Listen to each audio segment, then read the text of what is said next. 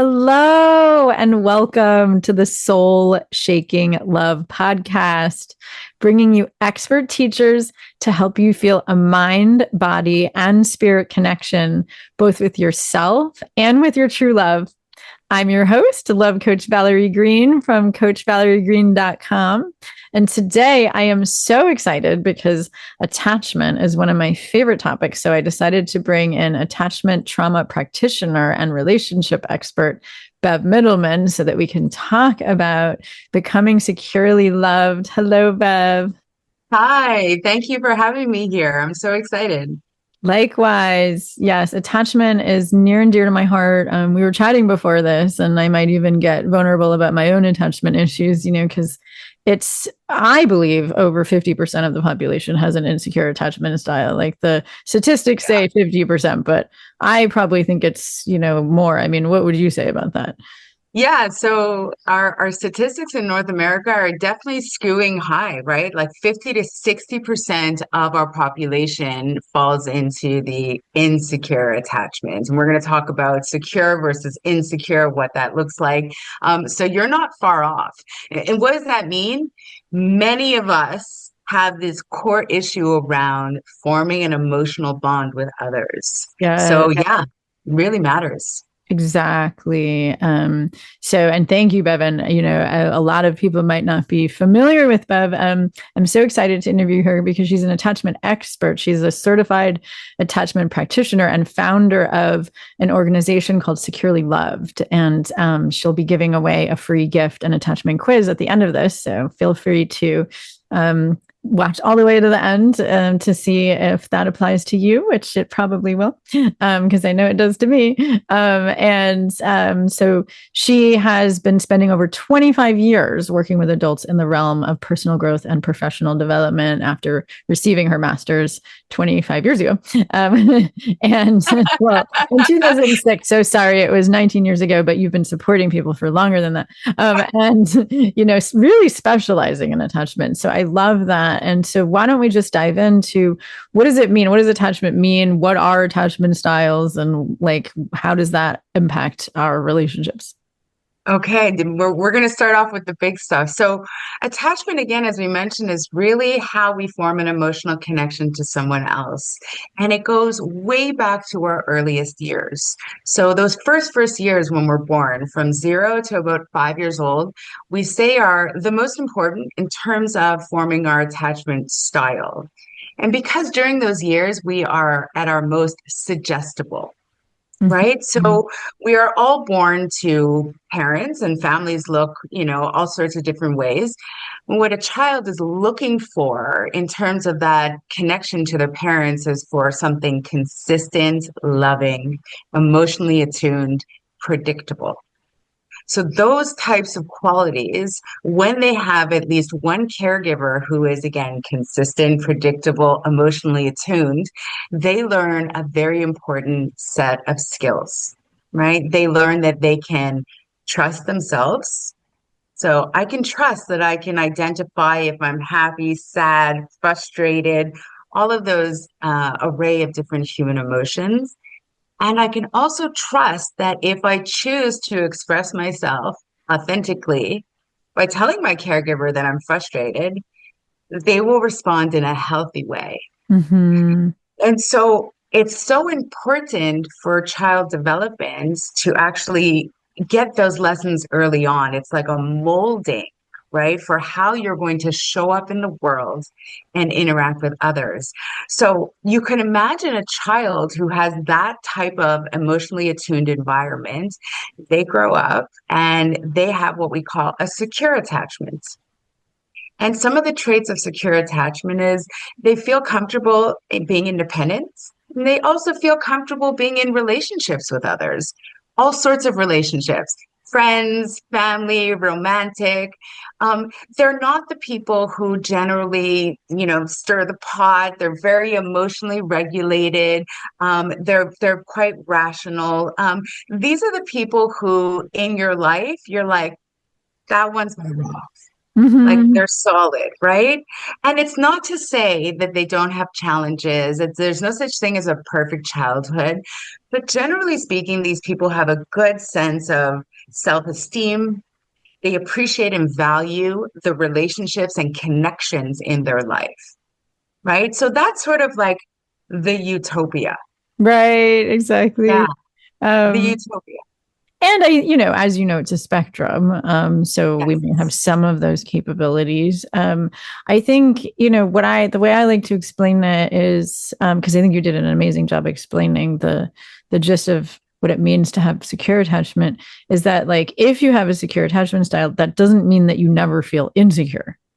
No. It just means that when you do feel insecure, you know how to self soothe.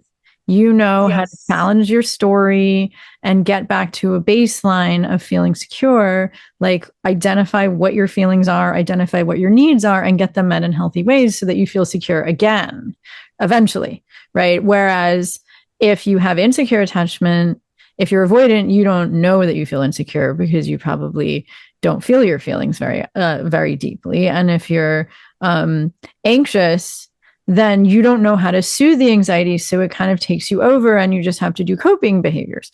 Right. And so it's like, I like to say that it's not like just because you're secure that you never feel insecure. Right. It's a belief system and a skill set that allows us to self-soothe and get back to baseline quickly, right? And so I'm curious to hear your take on that, and then also what are the insecure styles? Yeah. So you phrased that so beautifully. And I heard you say when before we pressed record, you were talking about the belief system and the skill set. And I really do like that. So, the key here is really emotional regulation. Mm-hmm. Right? So someone who is securely attached, again, they trust themselves, which means that they do have the ability to identify and monitor and course correct their emotions, right? Mm-hmm. The others, not so much. We're going to get there in a moment. They Right. also have an expectation that it's safe for them to communicate because their earliest modeling was when I said to my caregiver, I'm tired, I'm frustrated, I don't feel well, I'm hungry.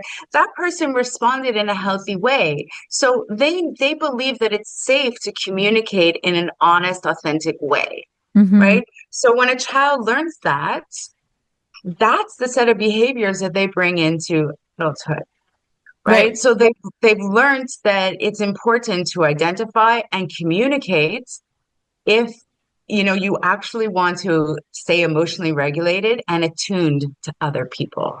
So Exactly. And yeah, maybe we should define attunement, because I think that's something that we don't really use every day in our language, but I think that is the secret sauce, so to speak. yeah. So I would say attunement is about comprehension, right? So we talk a little bit like listening.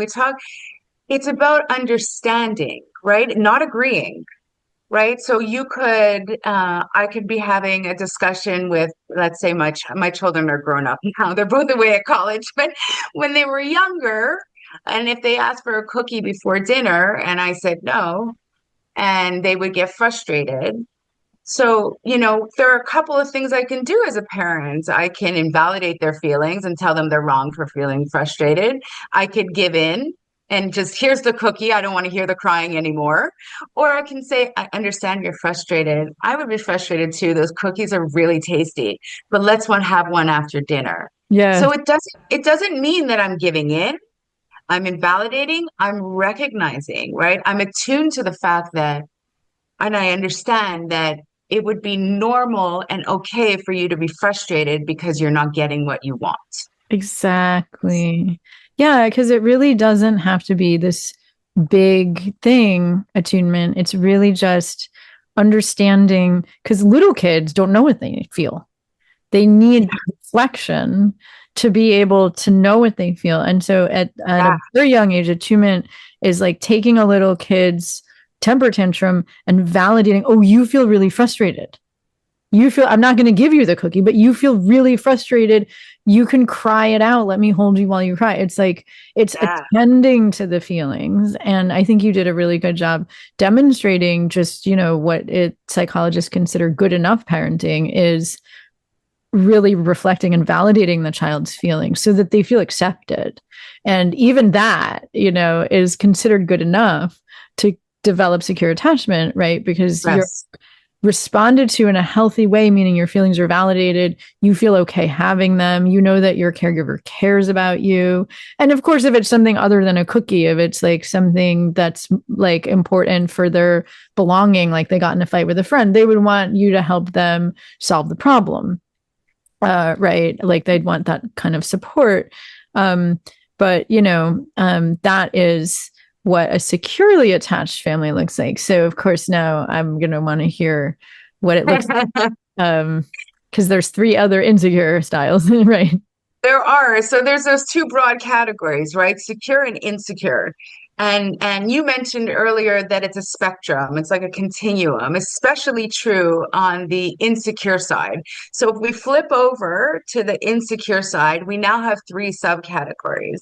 And I'm going to bring the cookie story back into play because we'll see how that sort of plays out, right? So Yeah, I think that's a good example because every parent can relate to that. yeah, of course. And unfortunately, some parents sometimes think that I'm talking about being perfect. And that, no, not at all, actually. Like, there's no such thing as perfection. We are all going to make mistakes. I made plenty as a parent. The child needs consistency, predictability, right? So we're going to get into that. But on the continuum, we have those that are anxious, preoccupied, or anxiously attached. And then whoop, on the other side, we have those that are dismissive avoidant or avoidantly attached. And then we have people who fall in the middle. This is the smallest category of people, the most complex. And they are called fearful avoidant or sometimes also called disorganized attachment. And they have some characteristics of those who are anxious and some characteristics of those who are avoidant. So if we go back to our cookie story, right? And the child is crying for a cookie and you say no. And the next step, the child continues to cry. And the mother says, okay, fine, here's a cookie. What do you think is likely going to develop as a pattern, as a dynamic pattern between the child and the parents, if that's repeated over time?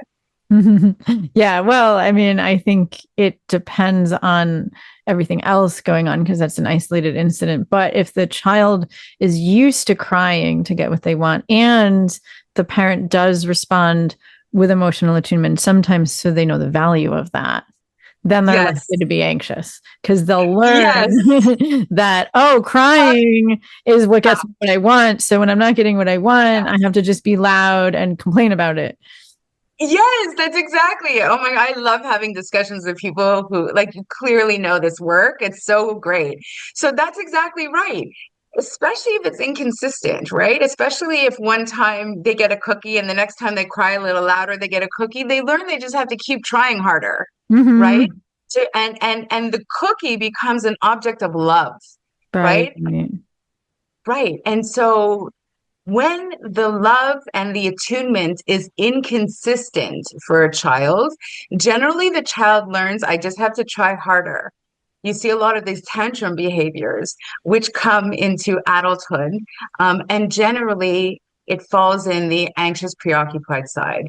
They learn what it feels like to feel loved sometimes. And it's just enough to say, that feels so good. I really want more and more, but they don't always get it, which means that unfortunately they're being raised by caregiver or caregivers that for a number of reasons are inconsistent with them, unpredictable.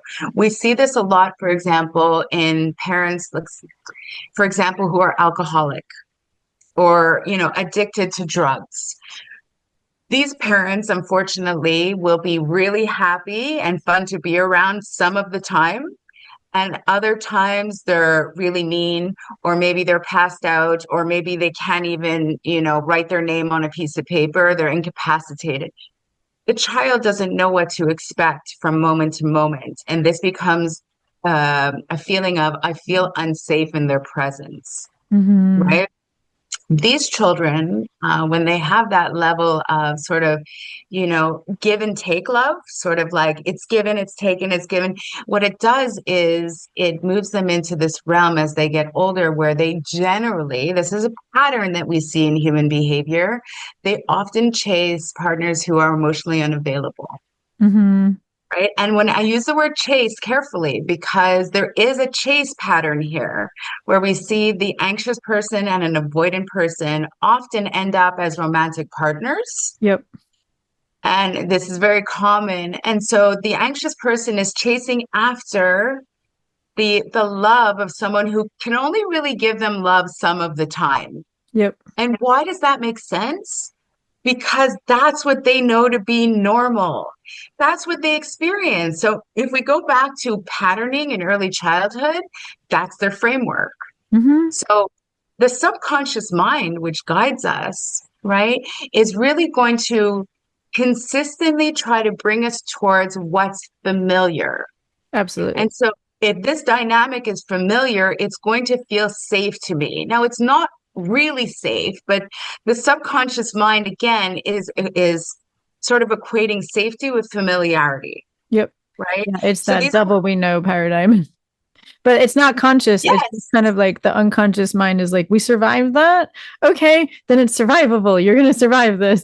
But yes, like yeah, consciously, yeah, like, oh my God, I've known this person my whole life. This feels so familiar. Right. yeah. And so that's exactly what it is, right? Your subconscious mind, which guides 95, 96% of your actual beliefs, your thoughts, your emotions. People don't realize this, right? They think they have a lot more free agency. But really, the idea here is that it's taking you towards what is familiar. Exactly what you said. It's like, well, we know what this looks like. So we already have like a program for how to survive this, Right, exactly. like a computer program, right? It's already like programmed in. So, okay, we know how to deal with this scenario. Whereas someone who's consistently loving, like someone who's anxious, preoccupied, if they pair up with someone who's securely attached and someone who is consistently loving to them, they will find that uncomfortable. Usually, yeah, if they haven't done any healing work. I've If talked they to haven't, clients yes, before who've said exactly like that. I'm sure that you have too. It's just like, he's awesome. He's amazing. I find him physically attractive, but I'm just not feeling it.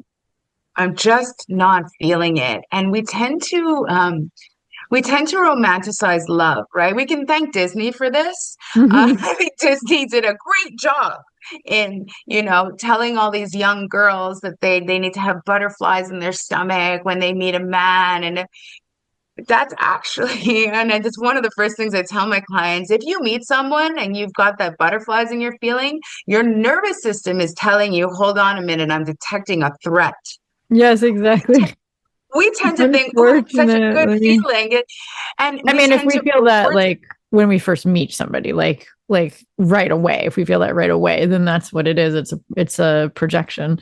But like, I mean, I'm sure that you also believe that like eventually if you have secure attachment, that you can feel that, but it's not butterflies It's necessarily. not It's more butterflies. mature love. It's more like at least for me, I mean, how I would describe it, because I'm happy to talk about me, but I don't have to. But yeah, my husband and I definitely feel like we get into our attachment cycle, but then we know how to repair and we know how to experience this healthy, secure, passionate connection together. And when we do, it doesn't feel like the butterflies, but it feels like this deep, heartfelt, like joy that's more fulfilling, this love that's like more fulfilling than the butterflies. The butterflies are actually more superficial.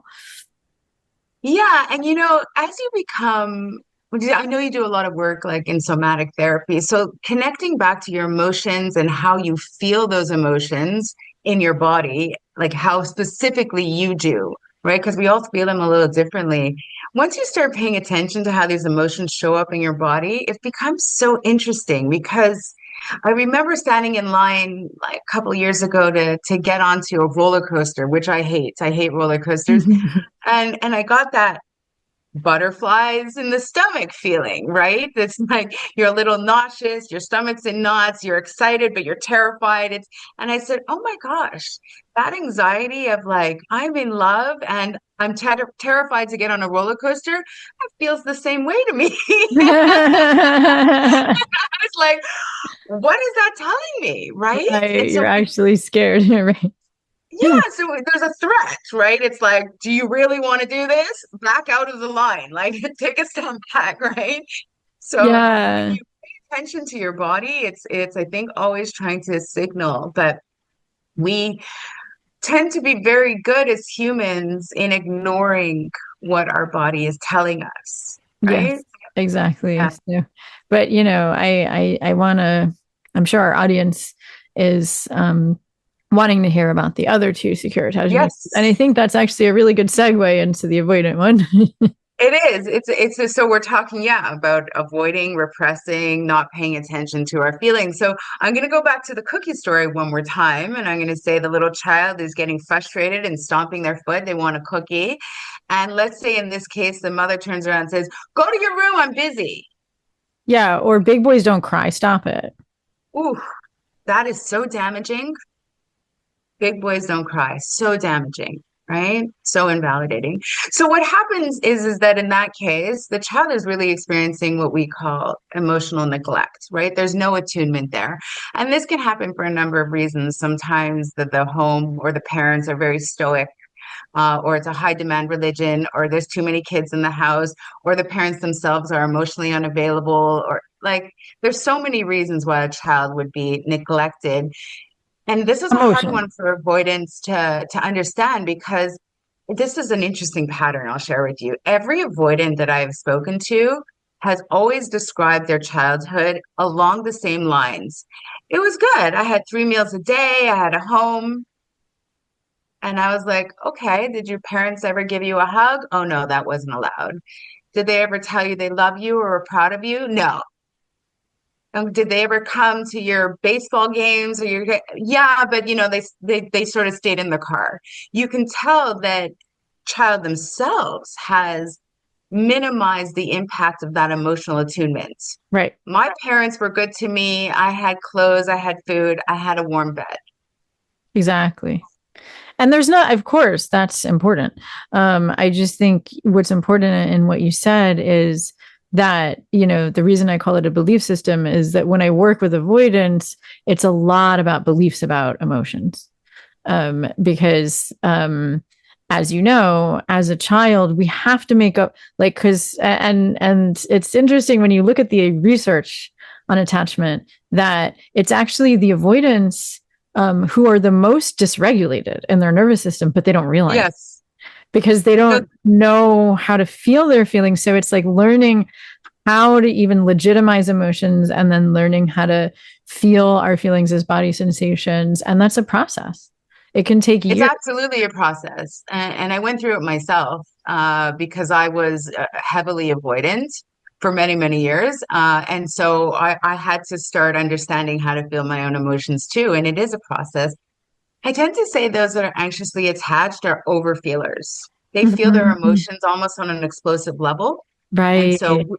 we do see a lot of like that's sort of ripe for a lot of addictions, right? Right. Alcohol, drugs, like numbing addictions. We see food addictions, things to just, my feelings feel so big, I need something to temper them. And so they turn to external sources very often, right? Because it just feels too big for me. Whereas the avoidants are under feelers.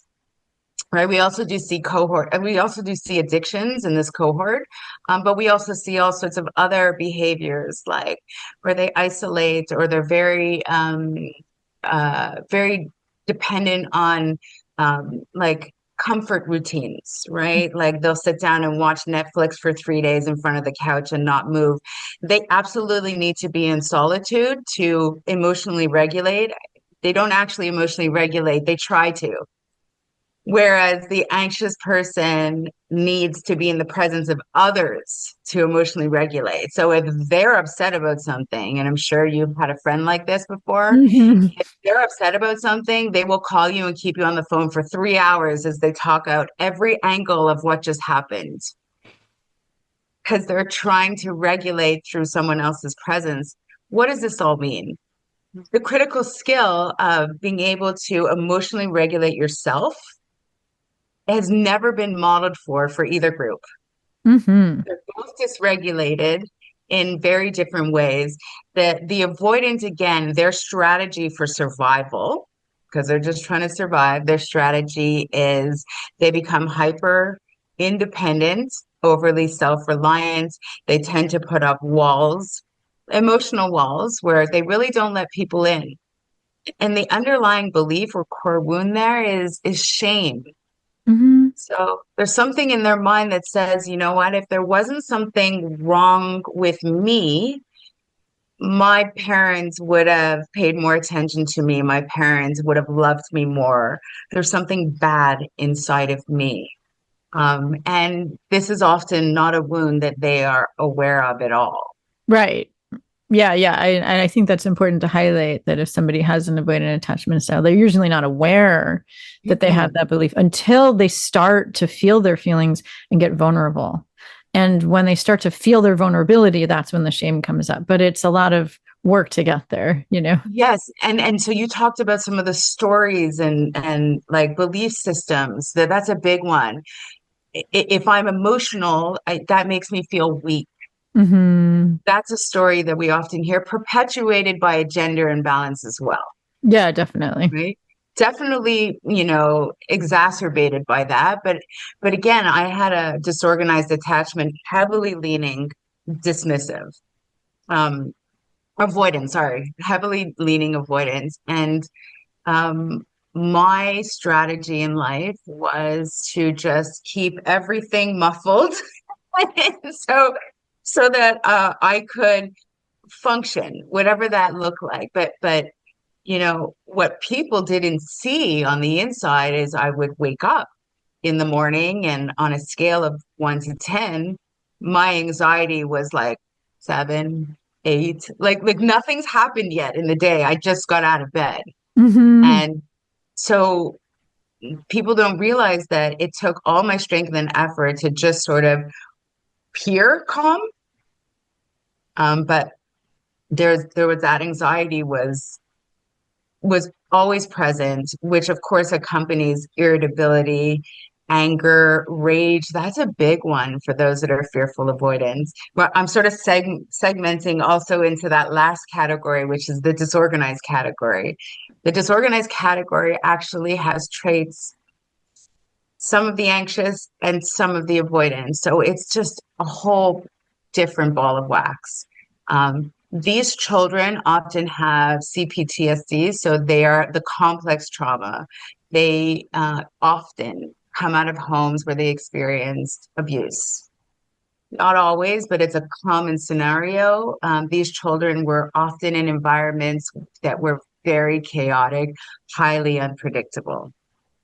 And so what happens most commonly to a child who then goes who becomes an adult with a disorganized attachment is that they they experience enough love to know that this feels good, but they've also experienced, on the other hand of things, being harmed by the very same person that they are seeking love from. So for example, let's say the relationship with your father, right? You deeply admire this person, you think that this person is the reason the sun comes out in the morning when you're a little child, right? How much you admire your father. But your father is also yelling at you, hitting you, ignoring you, criticizing you, belittling you. Sometimes he's nice, but sometimes he's not. And so this child develops a disorganized pattern. They're chasing after the love, and they're also putting up very strong boundaries because they're afraid of getting hurt. So they want the closeness, but they're afraid of intimacy. And it's really no surprise that this child grows up into the romantic partner that we then call the hot and the cold partner, which is like, come, I want to hug. Oh, wait, you're too close. Let's spend a day together. Now I need 3 days apart.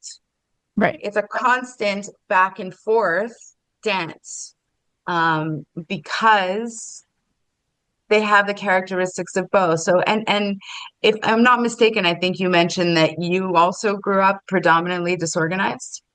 Yeah, that's why I identified doing all this work on myself that I mean, my husband and I are both mostly earn secure at this point, but starting out, I because he is my imago, which we can talk about also, but it's like, he triggers my wounds with my dad, Oh, just yeah. his mannerisms. And so that puts me in touch with the feelings I felt growing with my dad, who was exactly the way you described. He was very loving, but he was very traumatized. So he would show Mm. up like Jekyll and Hyde. And so I didn't know what I could trust. And so I show up very hot and cold in my adult relationships because of that. It's like, come here, go away, come here, go away. So it's like, yes, I'm healing that. And my husband actually has an anxious attachment style, which I like, because he's done a lot of work on himself too, but because that means that he really values closeness and he values repair. And like, if Mhm. we argue, he really wants to work it out quickly. And that makes Mhm. me feel really secure because, Yes. as somebody who identifies as disorganized, I will, when I get upset, a lot of times I have the skills of self-soothing and being vulnerable, which I'm sure, you'll talk about, because I do want to talk about what does it take to heal and develop what's called an earned secure attachment style, because we all can, and that's what I want people to feel hope with. But so like a lot of times I do show up and be vulnerable, and then we create win-win solutions and we work it out. But when I can't do that, then I will, like, from an IFS perspective, my protectors will take me over and, I'll yell, for example. I don't say mean things necessarily, but I'll raise my voice, and then Mhm. he gets intimidated. So he either withdraws and gets defensive, and then we argue. Right. And Mhm. so when that happens, I then feel really anxious because I love him and I want to reconnect. And because he has an anxious attachment style, he wants to reconnect. So then I know the skills of repairing, and I get all vulnerable and I apologize. And then we do. And then I empathize with his feelings, and then we repair. But, it's not necessarily, um, it's difficult. And so but it's worth it when we repair to have this beautiful mind body spirit connection and come back into connection. But that's a skill set, and I can say we feel closer together after we do that than even before. So that's the vision, right? Yeah. Like being able to heal together. uh, Yeah. You describe that so beautifully. And often people will ask me, do I need to be sort of fully healed before I get into a relationship? And I tell people, actually, we do our most significant healing when we're in a relationship. So there is no randomness to the fact that you chose this person to be your husband, partner. It's not random, right? So what attracted you to this person is in fact the things that's going to trigger you the most, right? You already know that, but there's a reason for that, right? Because it's also showing you the parts of you that you still need to heal. exactly. And like healing is not a destination. It's not like an exit off the highway, right? It's like you you do get to a point where you realize, okay, I'm definitely handling things better, in the last couple of months that I did last year or whatnot. You could recognize progress, but I don't see it as an endpoint, as a destination. Right. Um, yeah, Exactly. yeah. So, I think that when you first partner with someone, it's tricky because you're discovering that in the first year each other's landmines. I call them their landmines, right? Like Right. they are landmines, but depending on how long you've been with your partner now, he knows what's going to trigger you.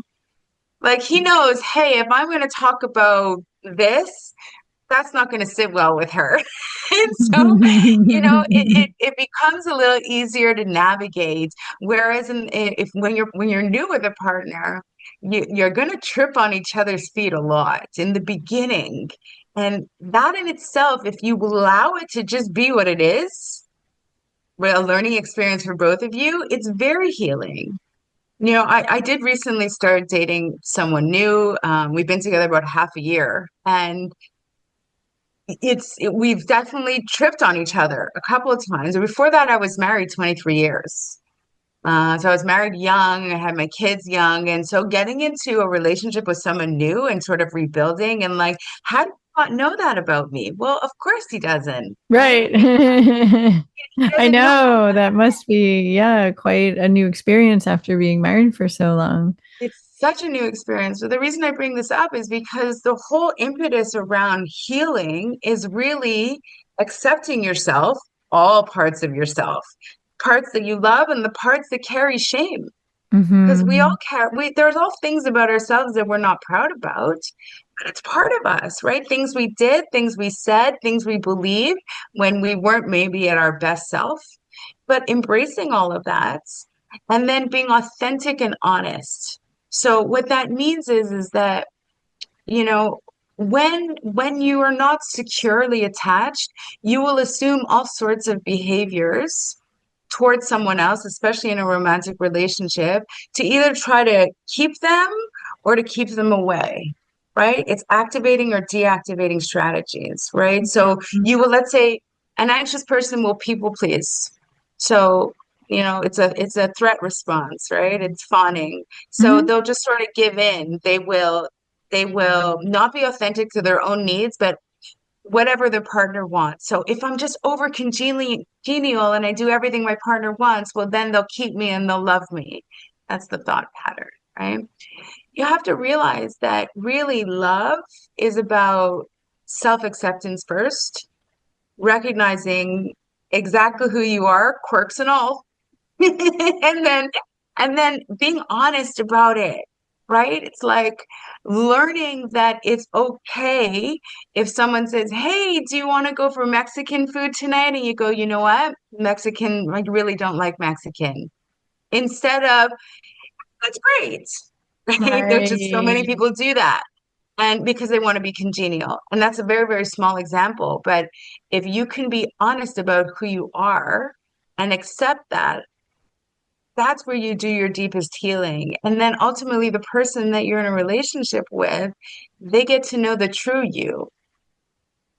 And it seems so simplistic when we talk about it, but this is the hardest thing for people because Hmm. they have been conditioned over and over and over.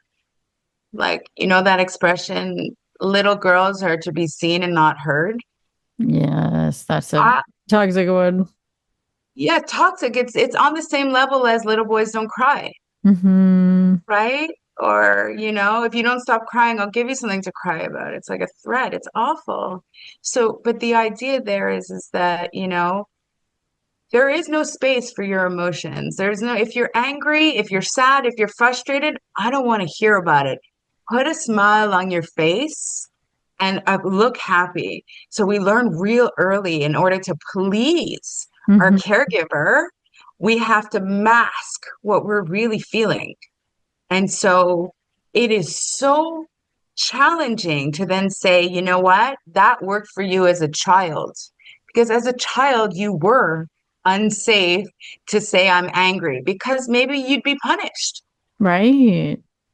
But you're no longer there anymore. You're here now. And you can turn to your partner, assuming you have a safe partner, obviously, and say, I'm tired, or I'm frustrated, or what you said to me earlier irritated me. And you can be authentic and honest in a way that you hadn't been before. So learning how to, in small increments, feel safe again. Exactly. That's where the work is. Yeah, yeah. And gosh, I just noticed the time and I know you have to Oh, end. There's so many more things we can talk about. I know you mentioned the skill of self-regulation and self-soothing. And I do think that that's the main skill to develop in order to be able to express our feelings in a way that is not maximized. Because I think when with anxious, preoccupied attachment, I'll say we, because as someone who has disorganized, I do experience both. I think that's why I'm so good and you're so good at helping all styles. That like I had to learn the skill of like expressing my emotions in a way that doesn't overwhelm people. So that's the skill of self-soothing. So I know you mentioned that, and I know you do teach that to your clients. And so I just wanted to say that before we end, because there's many different skills to learn in healing. And I know that you teach a lot of those skills. And so what I want to say is, since we don't have more time in this interview, if people are watching this or listening, if they want to hear, if they want me to bring Bev back on and talk more about how do you heal from insecure attachment, what is the process, because you mentioned a couple things. It's the inner work of self-soothing and the outer work of learning how to be honest, which is a skill. Because, and I'm not saying be honest instead of lying, but like really express your feelings and needs and feeling permission inside yourself to do that instead of people please. That's a whole skill. And of course, we can talk about what that is. We could also talk about what it means to start to learn how to feel your feelings if you identify as an avoidant. So there's a lot of material that we could yet cover. So if people want me to bring Bev back on, I'm happy to. Let me know in the comments. And before that, I know that you have a free gift of a quiz. So if they take your quiz, then they could also communicate with you and talk about the steps of healing with you directly if people feel called to work with you. So absolutely. Thank you. So on my website, securelyloved.com, there is a free quiz. It's about 10 minutes. And it gives you an insight. It's a starting point, right? A point of awareness or reflection for where you may fall on this spectrum that we talked about. Usually people take the quiz or they listen to they do a little bit of reading and they can self-identify pretty quickly. Oh, okay, that's me is usually where we go. But once you identify where you fall, yeah, I'm happy to offer like mini free consults. So I meet with all, potential clients first to discuss what your goals would be for the work together. And then, yeah, I generally work with people for about 12 weeks. This is not something that takes a terribly long time. We really focus first on uncovering where your core wounds are today and then reversing some of the thought patterns underpinning some of those core wounds, right? Before we move on to the skill set, right? Because the emotions and the thoughts is really what's driving the behavior. right. Exactly. So, yeah. Yeah. And I mean, I love that because I agree that the work doesn't have to be a huge amount of time because attachment systems are flexible. And that's another thing that I think is worth saying. Like we can show up and be anxious in one relationship and avoidant in another, depending on how the other person is showing up. And because they're flexible, they can be healed. Yeah, it's such a beautiful point. So attachment styles is learned behavior. Yes, exactly. It's learned, which means it can be unlearned and relearned, Right. right? So we just happen to learn it really young and it got imprinted into our mind. And then that creates the framework for, okay, this is how I'm going to show up in the world, right? Exactly. This is, yeah. So again, I like to make a clear distinction when we're talking about attachment styles that we're not talking about personality disorders Right. or mental illness. Every single person on the planet has an attachment style. Yep. Exactly. And it's not a pathology. It doesn't mean there's anything wrong No, with it. It's no, that's not why at I like all. to say that it's a belief system and a skill set. I mean, that's how Yeah. I talk about it because it takes it out of the realm of mental illness because it's not a mental illness, which is why coaches No. help people with insecure attachment. Yeah, it can have a very profound effect on the quality of the relationships that we have in our life. And Absolutely. I think most people would agree that, the quality of our life is determined really by the quality of those relationships, Yeah, right? Because of life course. is about connection. So if you have that mindset, then you could see, okay, this is worth the investment. Absolutely. Yeah. And I mean, there is the research about secure attachment, especially that foundation of the secure base. That if you trust that if you have someone who has your back, where if you make mistakes and you fail, you'll get that emotional support from someone close to you, then we actually take more risks and we accomplish more in life. And so people that have an avoidant attachment style think that like, actually, if I just work harder, I'll accomplish more. And there's truth to that. Obviously, like what's worth having is worth working for. But this is like the work of developing a secure attachment style. Then you have to work less hard, pulling yourself up by your own bootstraps because you have more support. It's so well said. Yeah. Yeah, I agree. I really enjoyed this conversation. Thank you so much. Yeah, likewise. And yeah, I mean, I wish we can go more. I know you have to go, but like everyone can let us know whether they want me to bring Bev back. And this is like one of my favorite topics. So of course I'm happy to keep on discussing it. And regardless, I encourage everybody to take her quiz because there's so many attachment quizzes out there. They all have I've taken a few of them and I've gotten different results. And I think what's cool is to keep taking different ones as you evolve and to see how you're growing. Because,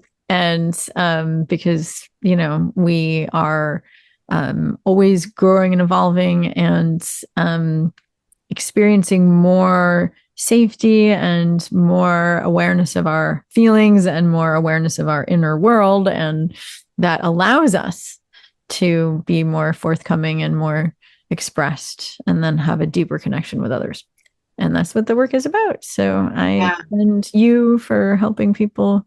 And I hope that everybody has gotten something out of this. Of course, you feel free to post what you've gotten out of it in the comments and let us know again if you want to keep talking about attachment. And everybody can develop secure attachment if they want. I want to leave everyone with that. And what's worth having is worth working for. And I hope everybody has a really self-connected and deeply self-love and, of course, love of others and all of the people that you love filled day. And until next time.